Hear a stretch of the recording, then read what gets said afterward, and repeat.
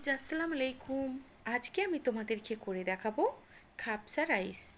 তার জন্য আমি চিকেনটাকে 1 ঘন্টা আগে ম্যারিনেট করে রেখেছিলাম, আর ম্যারিনেট করা মাংসটা আমি 5 মিনিট ফুটিয়ে নেব। ফুটানো হয়ে গেলে একটা একটা করে তুলে নেব মাংসটা, আর ওই গ্রেভিতেই আমি দিয়ে দেব কাজু কিশমিশ। চালটা আমি আধা ঘন্টা আগে ভিজিয়ে রেখেছিলাম, সেই চালটাই এখন গ্রেভির মধ্যে দিয়ে দেব। ভালোভাবে আমি নাড়াচাড়া করে ঢাকা চাপা দিয়ে 10 মিনিট ফুটিয়ে নেব। গ্যাসটা কিন্তু একদম লো ফ্লেমে রাখতে হবে, না হলে কিন্তু গ্রেভিটা লেগে যেতে পারে। তারপরে আমি নামাবার আগে দিয়ে দেব 1 চামচ ঘি আর স্বাদ মতো চিনি।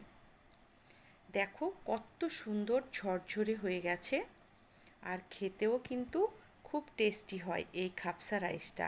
আর চিকেনটা আমি এয়ার ফ্রায়ারে করে নিয়েছিলাম। তোমরা অবশ্যই বলবে কেমন হয়েছে। সবাই ভালো থাকবে।